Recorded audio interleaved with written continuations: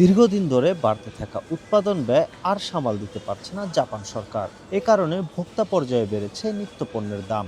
জাপানের বেসরকারি গবেষণা প্রতিষ্ঠান টেইকোকু ডাটা ব্যাংকের প্রকাশিত তথ্য অনুযায়ী এপ্রিল মাসে সবচেয়ে বেশি মূল্য বৃদ্ধি হয়েছে মশলা ও সস জাতীয় পণ্যে। মেয়োনিজ, সালাদ ড্রেসিং, বিভিন্ন ধরনের সস ও রান্নার উপকরণ সহ 1500টিরও বেশি পণ্য এই তালিকায় রয়েছে। এছাড়া হিমায়িত খাবার, প্রক্রিয়াজাত খাদ্য, দুগ্ধজাত পণ্য এবং পানীয়ের দামও বাড়ানো হয়েছে। বিশ্লেষকদের মতে এই মূল্য বৃদ্ধির পেছনে সবচেয়ে বড় কারণ হচ্ছে কাঁচামাল, জ্বালানি ও প্যাকেজিং উপকরণের উচ্চ ব্যয়। বিশেষ করে গম, ভোজ্য তেল, চিনি এবং দুগ্ধজাত কাঁচামালের আন্তর্জাতিক বাজারে অস্থিরতা জাপানের খাদ্য শিল্পে সরাসরি প্রভাব ফেলেছে। জ্বালানি পরিবহন ব্যয় বৃদ্ধির কারণেও উৎপাদন ও সরবরাহ চেইনে অতিরিক্ত চাপ তৈরি হয়েছে বলে মনে করছেন অর্থনীতিবিদরা।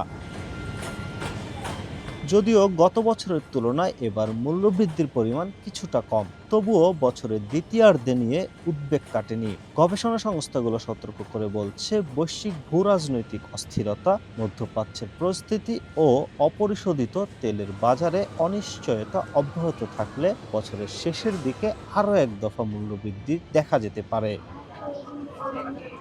জাপানে জীবনযাত্রার ব্যয় বৃদ্ধি নিয়ে জনমনে উদ্বেগ তৈরি হয়েছে। অনেক পরিবার দৈনন্দিন খাদ্য ব্যয় কমাতে বিকল্প পণ্য বেছে নিতে শুরু করেছে বলে প্রতিবেদনে উল্লেখ করা হয়েছে। জাপান থেকে মোহাম্মদ শাকিল মাহমুদ, সময় সংবাদ।